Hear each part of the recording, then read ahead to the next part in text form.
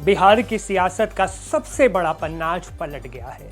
जिस चेहरे के इर्द गिर्द पिछले 2 दशकों से बिहार की राजनीति घूम रही थी, आज उस नीतीश युग का आधिकारिक तौर पर अंत हो गया।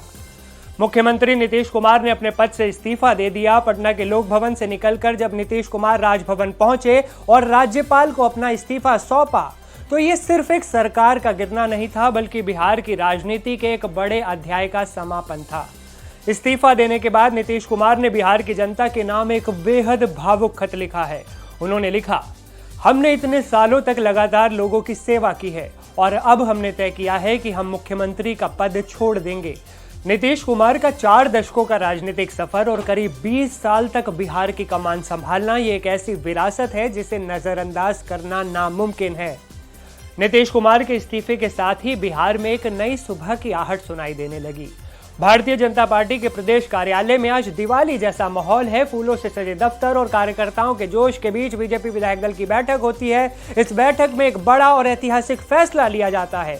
बिहार के कद्दावर नेता सम्राट चौधरी को सर्वसम्मति से विधायक दल का नेता चुन लिया गया।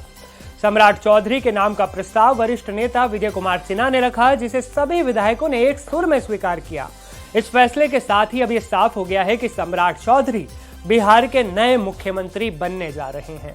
सम्राट चौधरी की ताजपोशी बिहार की राजनीति में पिछड़ों और अति पिछड़ों की राजनीति को एक नया आयाम देने की कोशिश है। अब बिहार की कमान एक ऐसे नेता के हाथ में है जिसने सड़क से लेकर सदन तक अपनी धाक जमाई। ये पल बिहार के इतिहास में स्वर्णिम अक्षरों में दर्ज होने वाला है।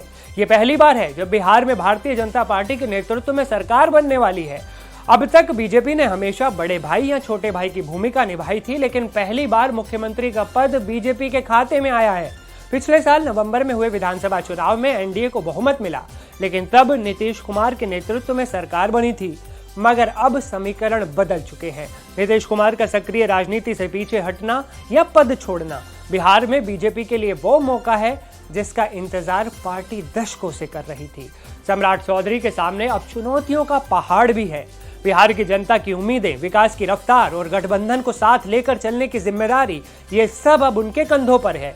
नीतीश कुमार ने अपने पत्र में कहा है कि उन्होंने बिहार के लिए बहुत काम किया, लेकिन अब देखना यह होगा कि सम्राट चौधरी की अगुवाई में बिहार डबल इंजन की रफ्तार से कितनी तेजी से दौड़ता है।